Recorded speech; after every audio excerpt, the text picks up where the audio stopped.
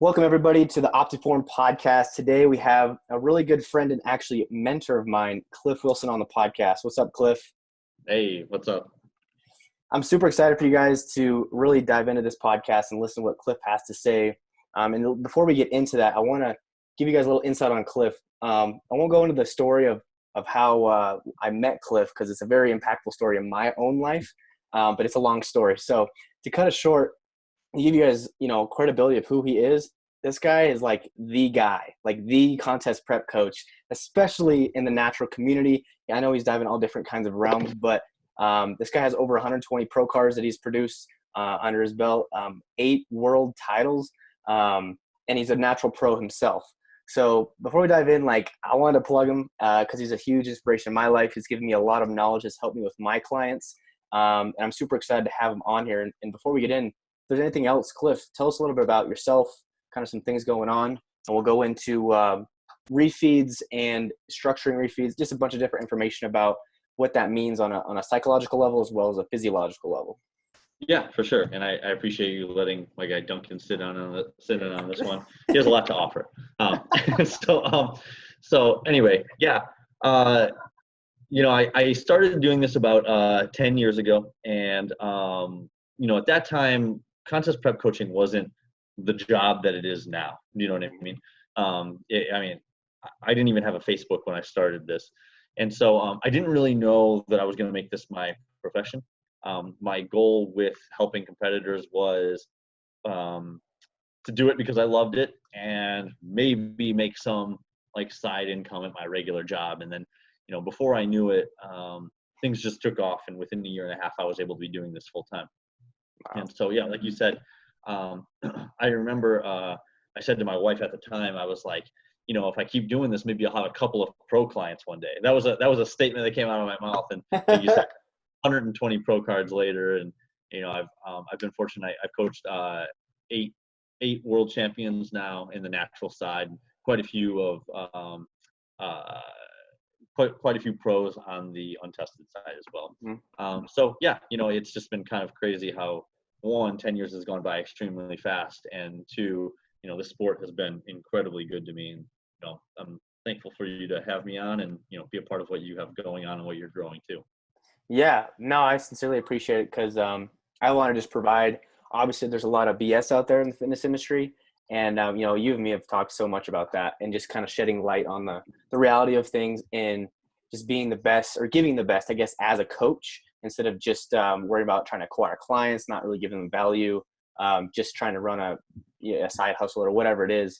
And you really dive into a lot more than just the nutrition, just the training. You actually, we were just talking about before this, you have a book coming out just on that, of more of the mental part of coaching or the athletes and stuff like that, right?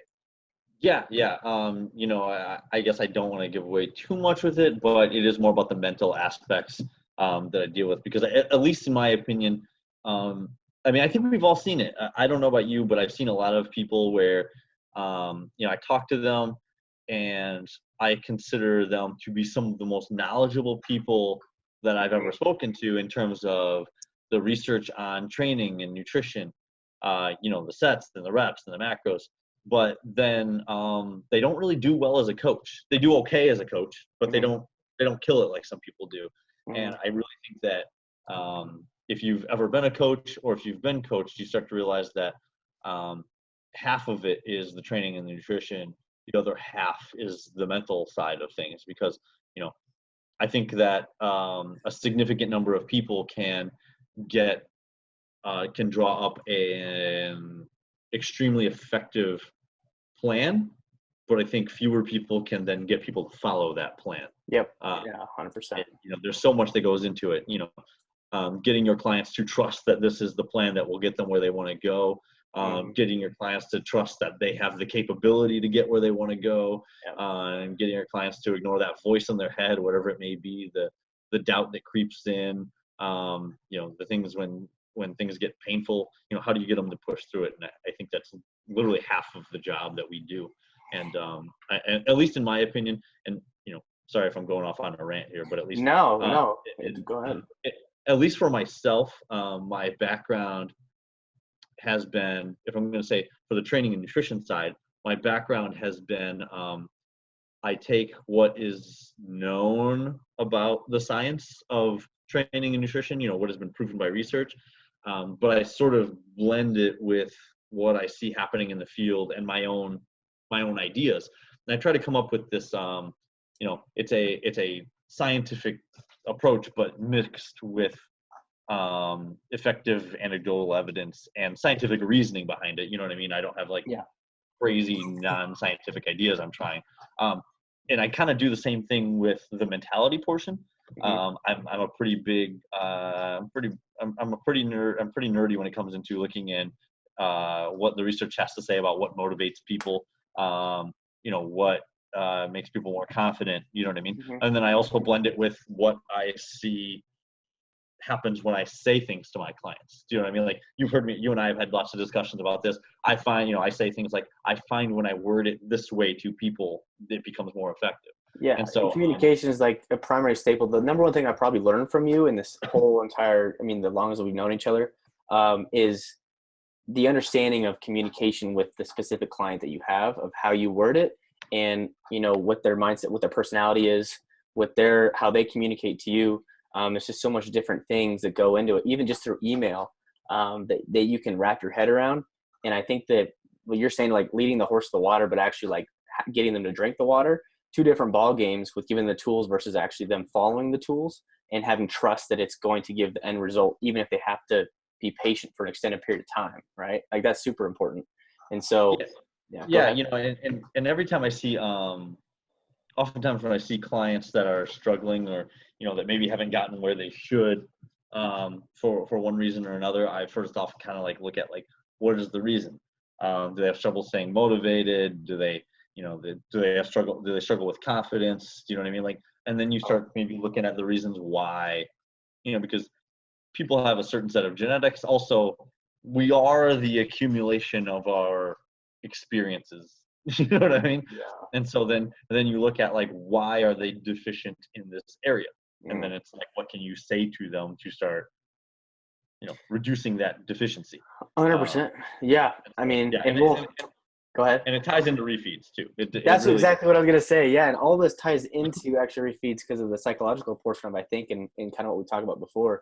But yeah, just to kind of what you were saying before we dive into it, I've had clients now just on a general weight loss spectrum, and you don't know who that person is, meaning like you don't know what has happened to them in their past or like their personality, all that kind of stuff.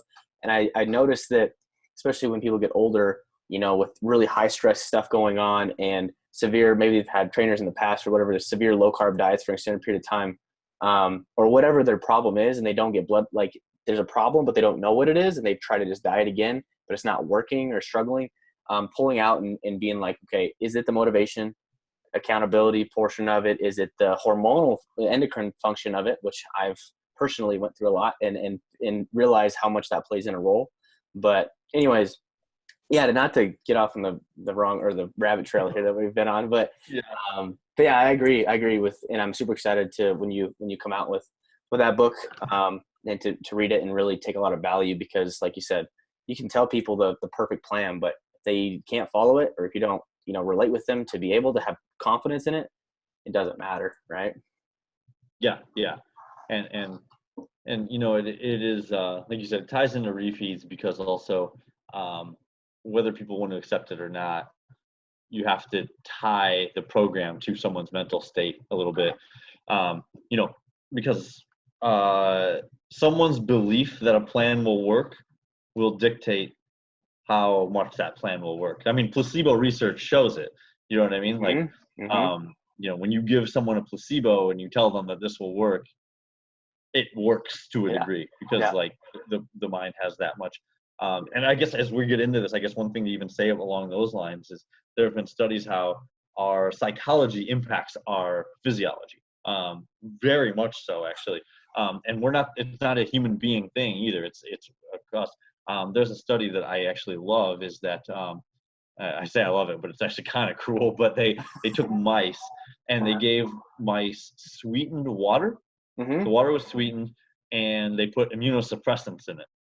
And the mice's immune systems tanked. And of course they felt terrible, you know what I mean? Because their immune systems were tanked.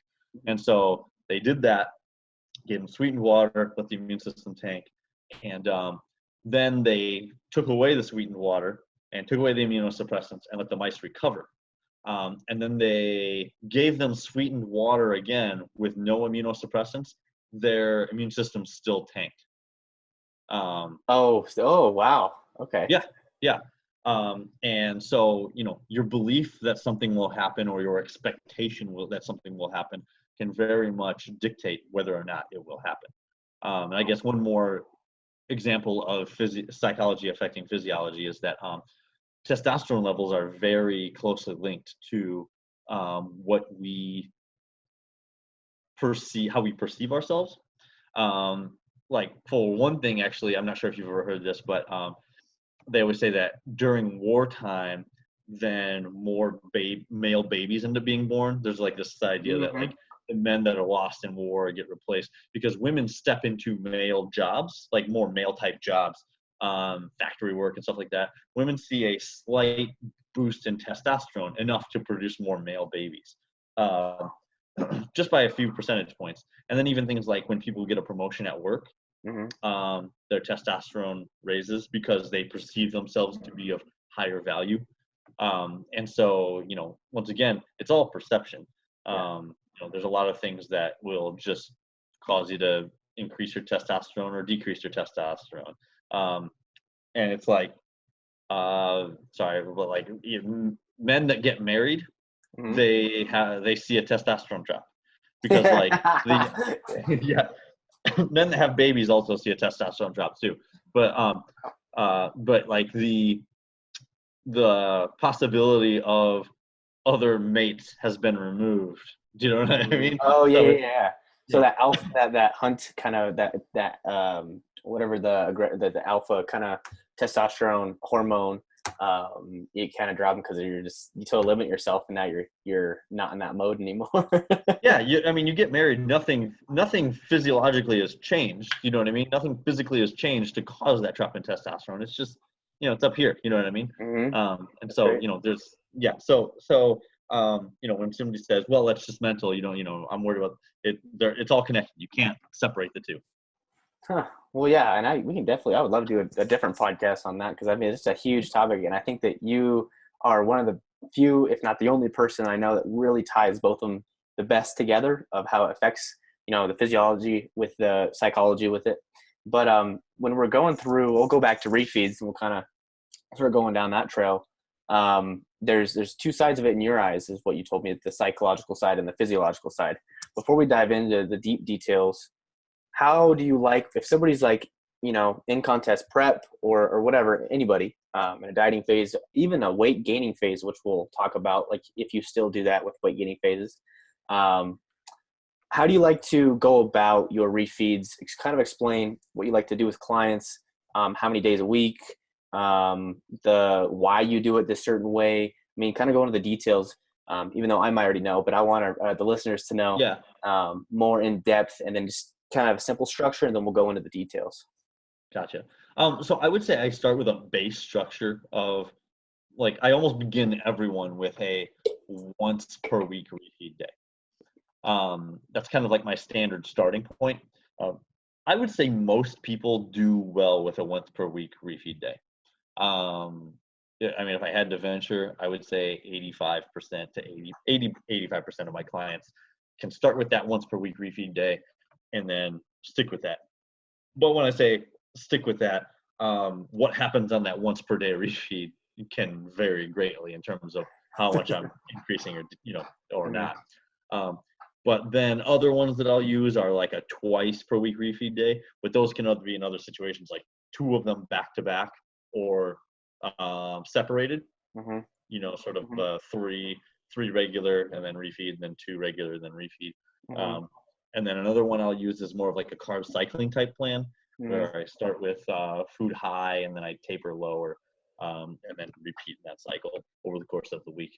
So those are the typical refeed styles I use. Again, my point is a once per week refeed day, and then I work from there. Gotcha. Okay. So you start with like a once per week, kind of get where your groundwork is, and then you start implementing different things. Do you notice that, because some people will think of like refeeds, you can kind of explain what a refeed is to you, and versus maybe people think of cheat meals, and then you're structuring it like maybe, for example, that 2-day back-to-back refeed is somebody who's very lean that needs just more, like they need to add on more or put in more, and about like how you structure that, instead of a once per week, how you go into it 2 times, or when you see somebody, maybe it's a body type thing, maybe it's a metabolism thing, building on glycogen, I don't know. But kind of You explain. said like why I go to the 2-day. Yeah, more of like how do you break off from that one, and then maybe the difference for that one, if like instead of a cheat day, or if that is a cheat day to you, the difference in like some people, I'm just hearing a lot of podcasts or different people announce, cheat meals are more fat and carbs, and refeeds are more carb based. If you agree with that, or I mean, it's all just definition or defining things. But how you like to structure your refeed day with in terms of what macros, stuff like that, then adding on another refeed day if you need to. Why would you do that, I guess? Yeah, I mean, so I guess we'll take it part by part, and feel free to jump in anytime you have a question or something. So I guess, I start with the once per week refeed, and so I mean, I actually give people refeeds in the off season, because I feel like it's pretty ingrained into human nature to have periods of overfeeding. You know what I mean? Like, didn't evolve to have these like this perfectly consistent meal intake. Yeah. And I've really realized over the course of my career that if I try to give people these really consistent food intakes, even in the off season, they're still going to end up probably overeating 1 day per week. So I would like to build that in, Mm-hmm. More because once control. again, human evolution, humans would find meals and then gorge themselves, and then probably have a few days where they didn't eat as much and then do so again. So Mm-hmm. I think that it's pretty natural to have cyclical feeding cycles. So I build it in. When someone's in the off season, I will do usually a decrease of proteins, increase carb, and increase fat, because people like to go out and have. Now, I don't use cheat meals for my clients. Now, this isn't to say like, my clients won't ever go out and have some sort of like higher calorie meal and sort of estimate it, but I don't like to build them in, because cheat meal is by definition something that can't be controlled or regulated. Okay. And There we go. Yeah. I found that when you do that, things often get out of control. Mm-hmm. If Especially not when you're lean. immediately, over the course of time, they'll get out of control. And especially if you're in like some sort of fat loss phase. If you're in a fat loss phase, I found that I can keep bringing calories down, and then the refeed day continues to rise, sort of offsetting what I've done over the course of that entire week. And so if you're one of those people that's doing a cheat meal once per week, and you're like, I'm dieting on such low calories, how can I not be losing weight? And I'm like, probably because you're taking in a week's worth of calories in that single meal, and it can really happen. So anyway, so during the off season, I go higher carbs and higher fat. Mm-hmm. Just seems to work well with people in terms of giving them that mental break. Mm-hmm. Um, Now, when I start cutting, the first thing that goes on that refeed day is fats. Fats are, um, how do I put this? When you're in a contest prep, fats are um, very essential, but not necessary, if that makes You sense. said that you cut from fats first, right? Is that what you said when You you're in the have dieting phase? Okay. Yeah. Yeah. So like they're essential, meaning you have to hit a certain point to be healthy and get things moving, but they're not like, sorry, not necessary, but useful. Does that make sense? So Yes. Yeah. they're the most essential, the least useful. So it's like once you hit this point of essential is covered for your refeed day, I mean, that could be different. Could be somewhere between 30 and 50 grams of fats. You know what I mean? Mm-hmm. But beyond that, for a refeed, it's not going to be very useful. I mean, we have tons of stored body fat should we need it. Do you know what I mean? There's no Yeah. sense in spiking it once per week and spiking up our storage of fat. Whereas we have plenty, if you're in a dieting phase, we have plenty of uh, storage for carbohydrates, so it's better to bump that up and stock them up, so Mm-hmm. that way we can train hard in the following days.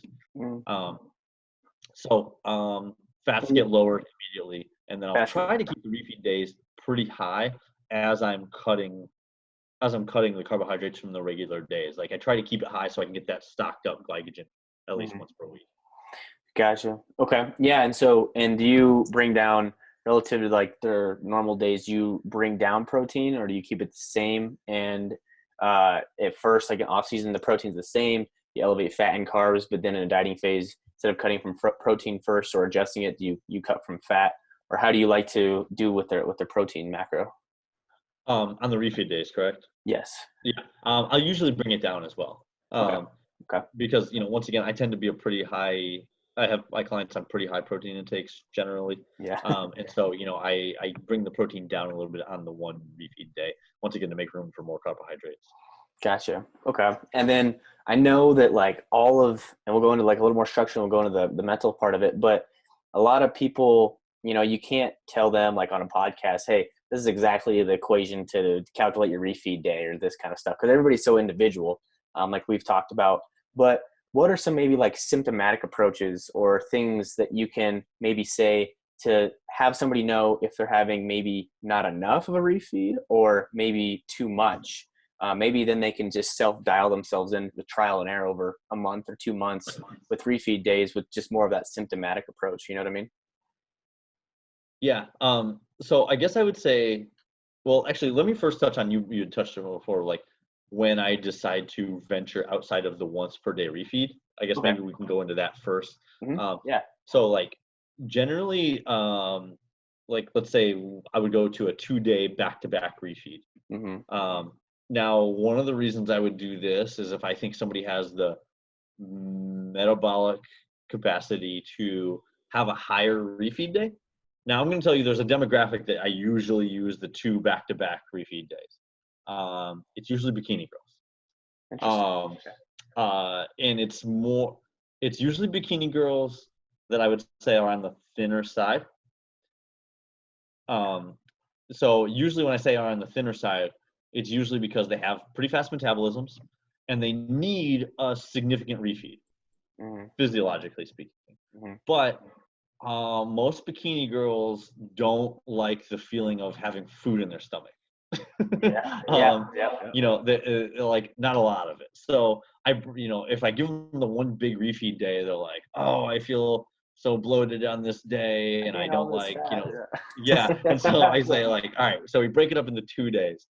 So I essentially kind of like take it and I just put the 2 days back to back and it tends to go a lot better psychologically speaking. The times where I will use refeed days that are like separated, 2 refeed days that are separated, usually that's in an instance where I have a client that is really struggling with cheating on their diet. I remember when now. when you put too many hard days back to back, some people just tend to cheat. And so if I have those situations, right about the time they're getting ready to cheat, boom, they have a refeed day. And then once again, when they're getting ready to cheat, refeed day. I may do one bigger, one smaller, but I find that psychologically it's like something they can look forward to. You know what I mean? Like sometimes some people view that 6-day low calorie stretch as like this like wandering through the desert, not knowing when your next drink will be. You know what I mean? Whereas like if you can put the oasis in their sight line, do you know what I mean? Like it's Monday and I get my refeed Wednesday, I'm gonna be there in no time. Do you know what I mean? Yeah. And so that's what I'm doing there. With your high carb day for that split up, sorry to interrupt, but like so instead of like that one day, do you change up I guess my question would be is do you find that the timeline to get to completion for like a prep or something like that is elongated a little bit because you're now understanding their psychological part of it to keep them on track with those hard days and then easier days to kind of make it so it's a shorter cycle of refeeds to keep them more consistent? But do you notice that then with that you're able to still accomplish things in the same kind of rate of loss that you like to usually do, or do you have to extend that out, I guess, when people get into a show? I don't usually have to extend it out. It's just that I warn people like, hey, if we do this, your low days are lower. Do you know what I mean? Gotcha. Like they have to go lower. I was gonna say, okay. And along those lines, carb cycling is like my final stop. I generally will put it in when somebody's calories are just getting low. You know what I mean? Like, Mm-hmm. generally, when I say low, I'm talking about older female bodybuilders, you know, post-menopause female bodybuilders, you know, I got women it. already have lower metabolic rates. Bodybuilders in particular have to get leaner than like a bikini competitor. So of course you're going to need to take calories lower towards the end. Another thing is black females. You know, anybody who's ever heard me on podcasts say, generally, black people have lower metabolic rates slightly than white people. Women have lower metabolic rates than men. So you put those two together, and you're going to end up with. I actually have a lot of black female clients, and it's kind of become like a little niche specialty of mine because I think I'm one of the few people that sort of like understands one, how hard they need to push to Mm-hmm. get stage lean, but then also two, I understand that they can handle it. Do you know what I mean? Like, Mm-hmm. I think sometimes even if people understand how hard they need to push, they don't do the proper mental work to make sure this person is capable of handling. Gotcha. And I'm just kind of upfront and honest, and I communicate with them about what it will entail. And you know, they either tell me, "Yeah, that sounds great, I'm up for the challenge," or "Hell no, I don't think I want to do this," and then we go forward there. So I'll use carb cycling as a way to like um, reduce some of the anguish of, you know what I mean, like a very low caloric intake. Mm-hmm. It'll make it so that I can like give them like 2 or 3 days of something very, very low, but like they kind of ease into it. Do you know what I mean? Like it's Mm-hmm. more mental stimulation, I guess I would say. Like you start off with when I say high day, it's not even like a high day, but then Yeah. we graduate to like a moderate Moderate. day, Yeah. Yeah. and then we graduate to like 3 days of just this sucks. You know what I mean? But you're sort of like breaking it up. You know what I mean? Like Yeah. once again, it keeps things more manageable mentally. Allows people to compartmentalize, I think. So those are Mm-hmm. the things that I generally go for when I'm looking at different styles of refeeds. Gotcha. And so what I'm hearing is from this process with refeeds, a lot of people are looking at the physiological stuff, which you can kind of explain a second of maybe the physiological part of like refilling glycogen and stuff like that. But for what I'm hearing, it's honestly your main strategy behind all this is the perception of the benefit of the refeed for a client. So then they can stick on to something, be more consistent, better adherence. And so that goes with maybe the similar trying to get to the same physiological effects, but the psychological part of it is really dictating the action for the client. So that's why you're switching things around with maybe different split up days or back to back or that kind of stuff, right? Yeah, and this isn't to say there's not a physiological aspect to refeeds, because I guess I would say that I think that you know, keeping things completely steady. If I didn't put in any refeeds, obviously I would be able to keep calories on a daily basis higher. You know what I mean? Like Mm-hmm. all the way through. But one, I said I don't think that works psychologically. But the other factor is that I really think that there's some, you know, and actually Dr. Bill Campbell just posted some research that showed evidence for greater retained muscle mass with refeeds. And Yeah. I really think there's something to be said for um, if you diet straight through, you're never going to have your muscle glycogen stores topped off. Mm-hmm. And um, I'm willing to bet that there's some sort of protective measure for muscle mass when frequently enough glycogen levels get topped off. Do you know what I mean? Mm-hmm. Like they get filled up. If your muscle mass is frequently never getting filled up, it stands to reason that the body would not view this muscle mass as quite as necessary or Gotcha. useful. Yeah.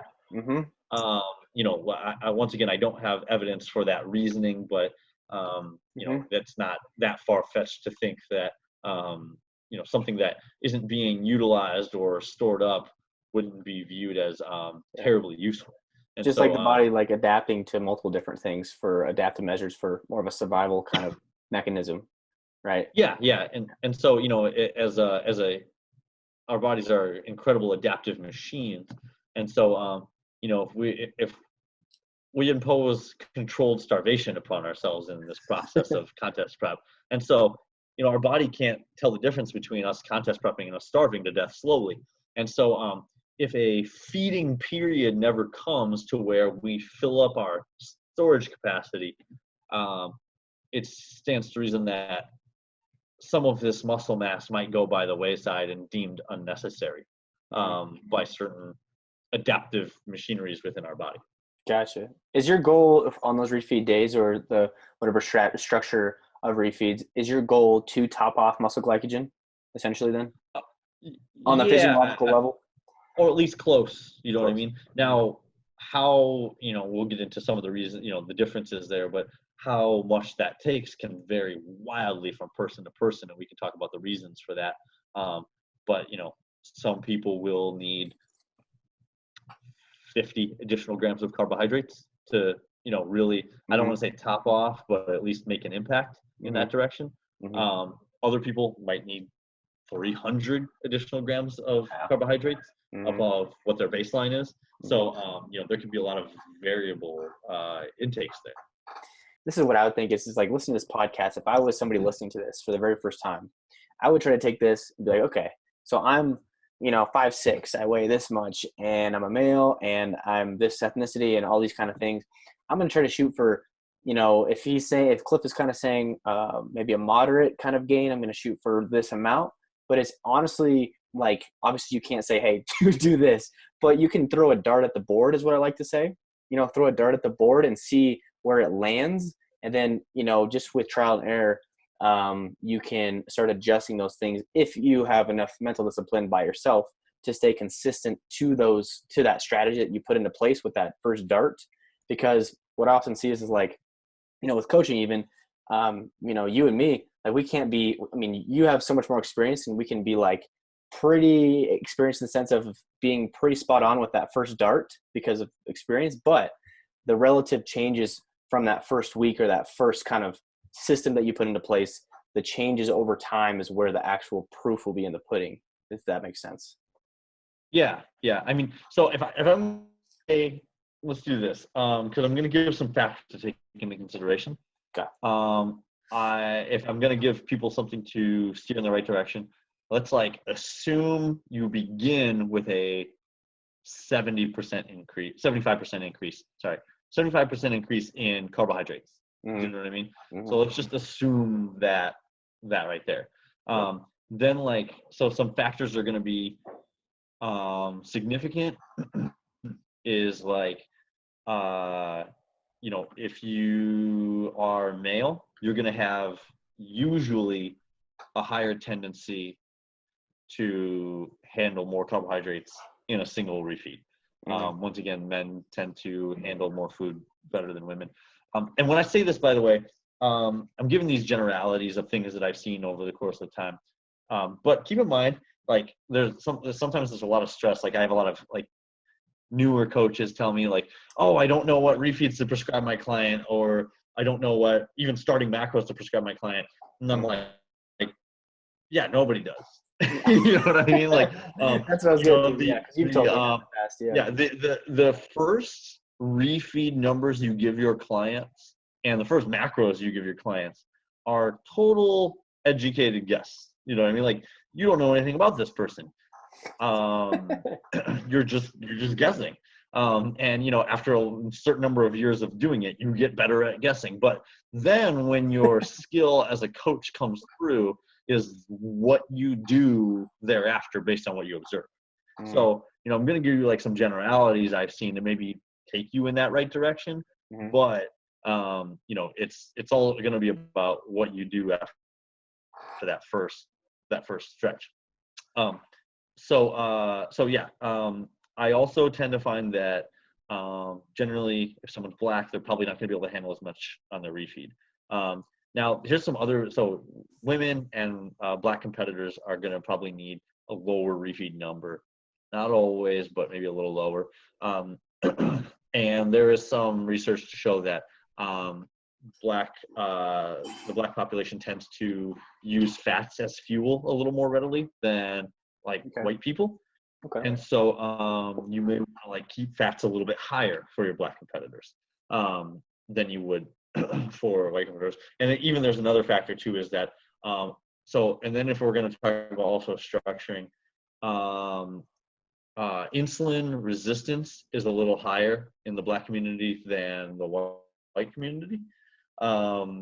It's why like diabetes is more rampant among Black people than white people. Gotcha. So in that instance, keep in mind, of my Black competitors telling me, like, if you give them a big refeed day, they're like, I feel awful for like a day or two after. Probably because they're not efficiently storing things like that. If you get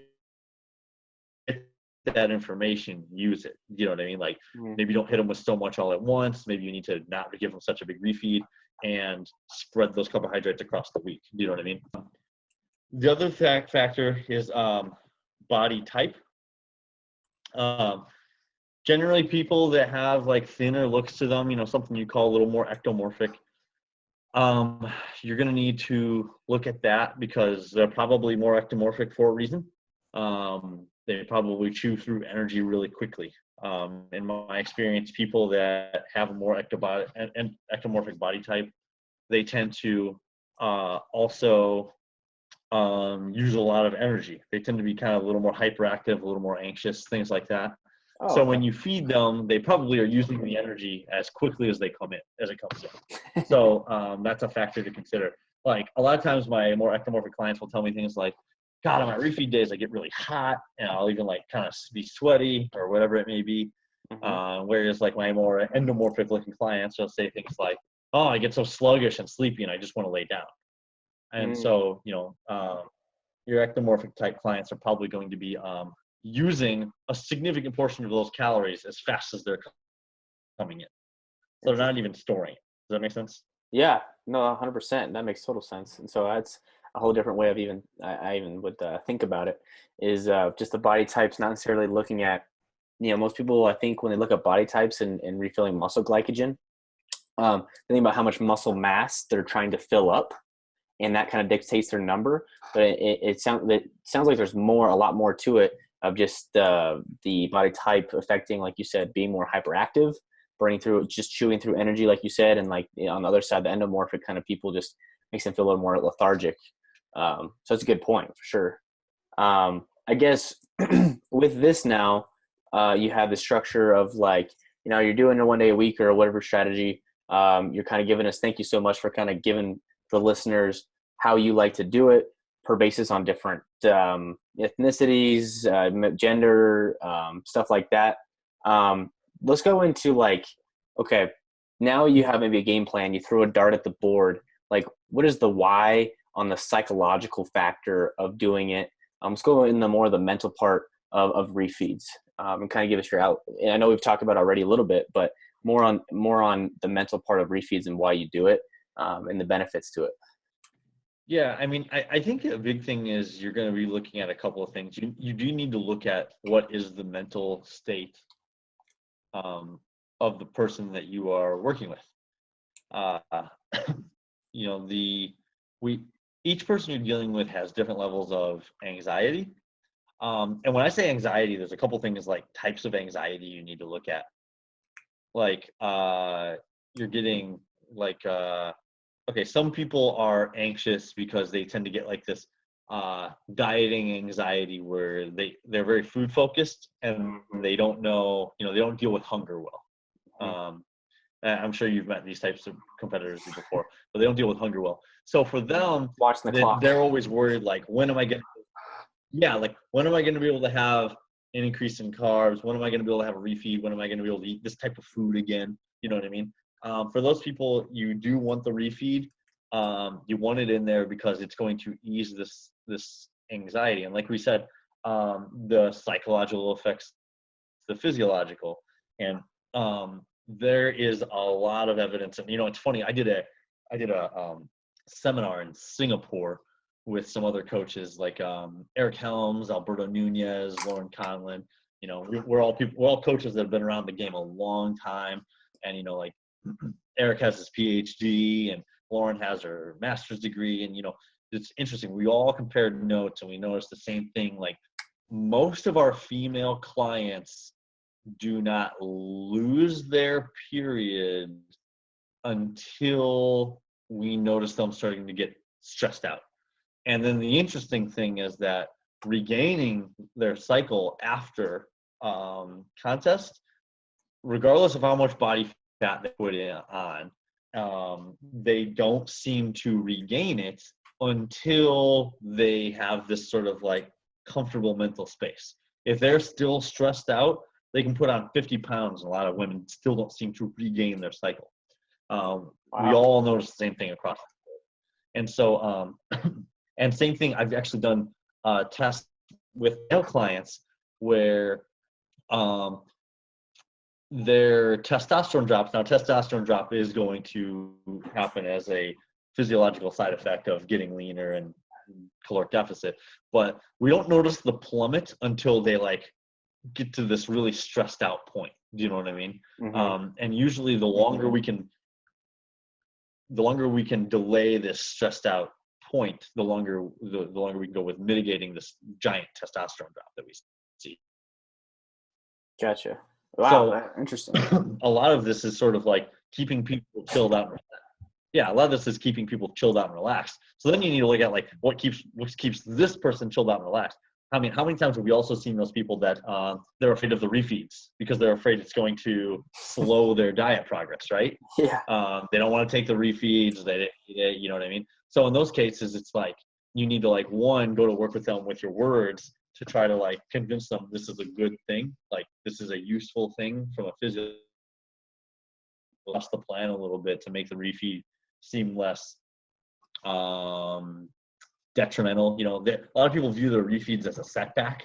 Like, oh, I was making good fat loss progress until this damn refeed. You know what I mean? Mm-hmm. And so then you need to like make the refeed small enough to where they don't view it as like a detriment. You know what I mean?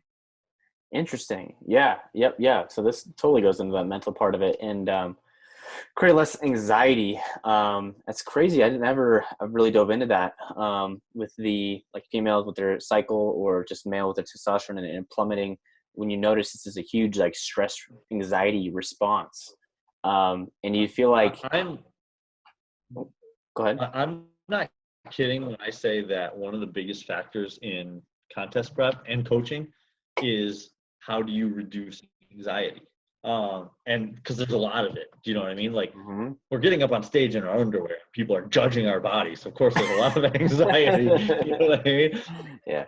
Our hobby or fun is most people's nightmare, you know? And so I think anxiety of, am I going to place well? Am I going to look good up there? You know, a lot of this sport is coming from like this really deeply ingrained insecurity of, am I good enough? Do you know what I mean? Yeah. And so you need to like put turns, and the more you can reduce these anxieties. I mean, research has clearly shown anxiety reduces recovery from training.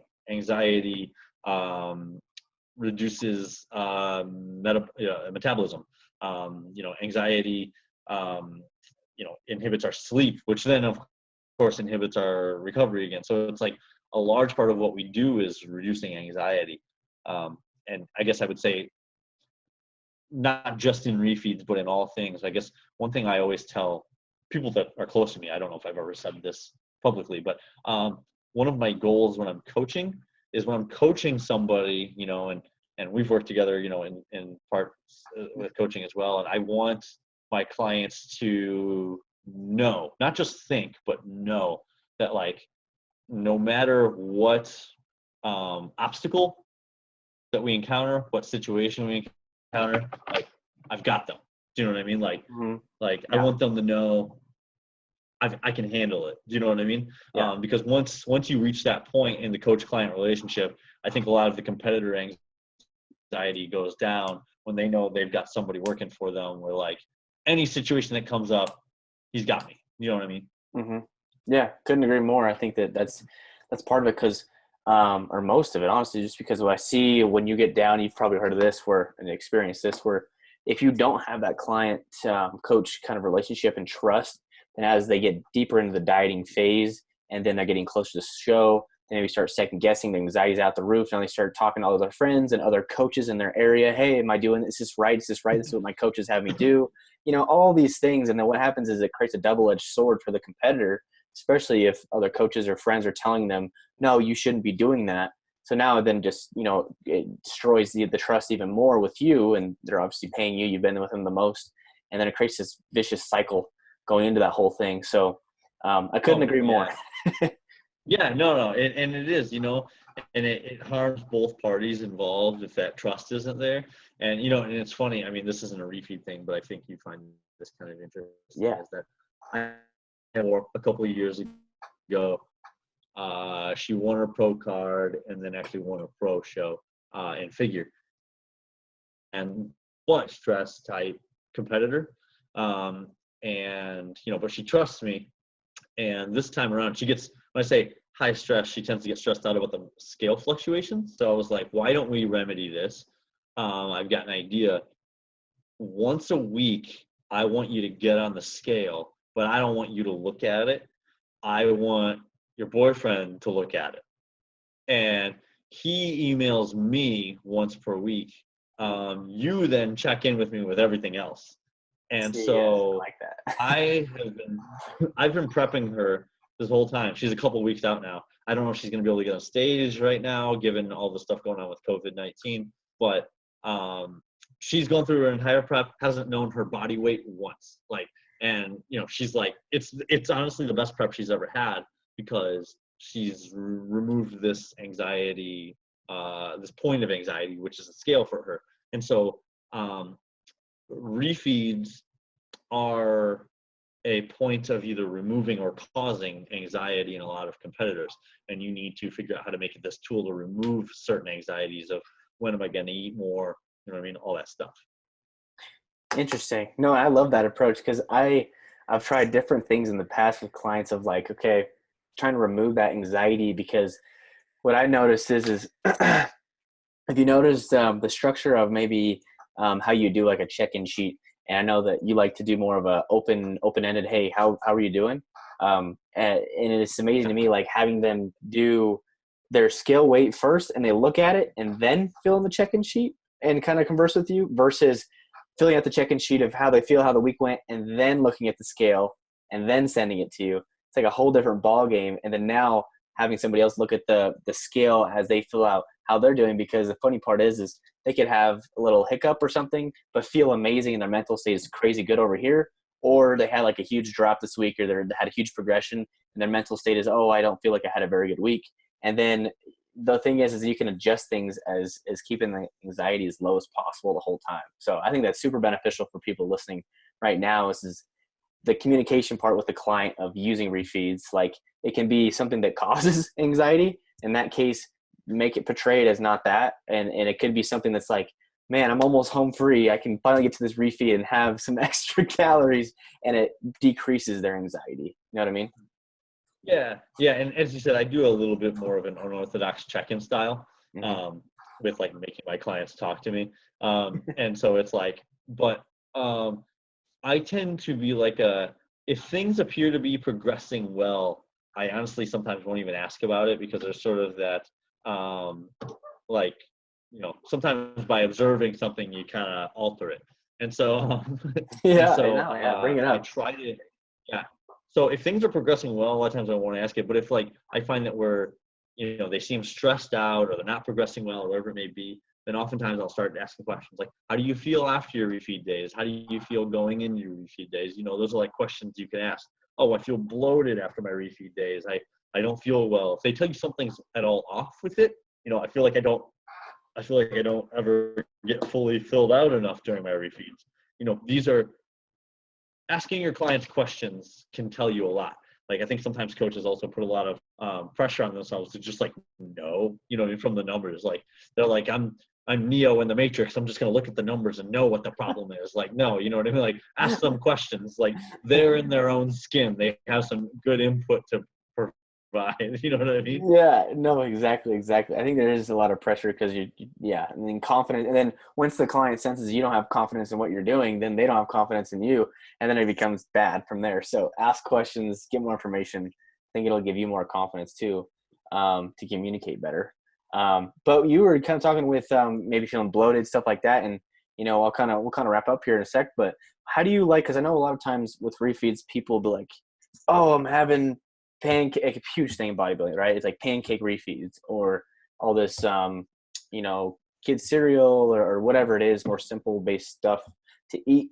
And they'll have like they're projecting this refeed on like these like not the caloric intake or the numbers or whatever to their clients, but the pancakes, like this certain food is going to make you like fill out and raise your metabolism and have all these great benefits because of that food. Right. And so, how do you like to kind of do the refeeds in the sense of food choices and explaining that's not really true? Like, here's what we're shooting for. Like, here's what I want you to do. If you have bloated, if you're bloated or whatever, like maybe change this. How do you kind of approach that instead of the old school, what I hear of like pancakes and whatever? What do you like to do with that? Yeah, the idea that there's like these great refeed foods, one, everybody's digestive system is so different. It's one of the reasons like I don't give my clients exact foods, because everybody's, my digestive system may feel good after eating something, but well, I mean, we need look no further than White Castle. Some people out there love White Castle. Other people are like, oh my God, I'm on the toilet for a week after I eat White Castle, right? So we need look no further than White Castle to tell us how varied individuals' digestive systems can be with handling different food. When it comes to certain things, I think that people get like this, like there's these magic foods. It's all nutrients, and so I highly encourage my clients when it comes to refeed food choosing. I preach responsibility and moderation. Mm-hmm. You can have ice cream, but don't get all of your daily carbohydrates cream. You know what I mean? Like, that's responsibility and moderation. Like use this as a chance to maybe get some fruit.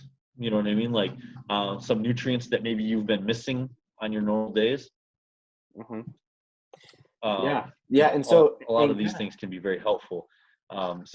Indulge a little bit more, but don't go to the extremes with everything. Yeah, no, 100%. And I guess from my own kind of personal experience, thinking back of how things have changed and what I've learned from you and versus like past of the coaches that I was coaching me in the very beginning, and almost like that whole pancake thing, I understand like the coach is trying to make it as controlled as possible, like this controlled thing. And you have it specifically at this time, this certain amount of pancakes or whatever, and a certain food. Well, what I noticed is one, on the physiological level, that pancakes actually make me not like kind of pretty gassy. So it actually makes me feel like shit. And so then I'm like, okay, I have to do this.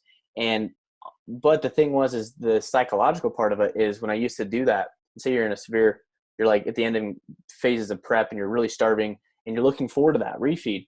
Well, then back when I was younger and maybe not as mentally as strong, I guess, as now, and it's going to keep developing over time, I think. But I would be like on that refeed day, like, shit, I want to just get this day done, go to the gym and just come home so I can have my pancakes before I go to bed because I'm just so hungry. Right. And it would be like this level of anxiety just on that day because you have to plan it a certain way and you got to wait the whole day and it's like right there, but you can't have it yet. And let me know if I kind of go in and out here. But what I noticed is when, say, for example, when you helped me in going to the last show, we implemented those refeeds and it was like auto-regulated by the food choices that I wanted and on the time frame that I wanted. It didn't even have to be on a training day. It could be on a non-training day.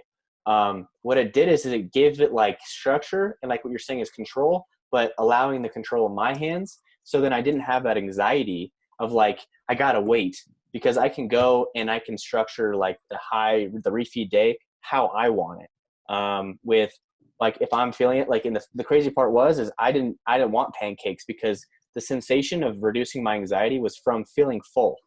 So I would have like still high nutrient dense foods. I would just have more of those same foods because the feeling of satiety all day long and it just felt amazing.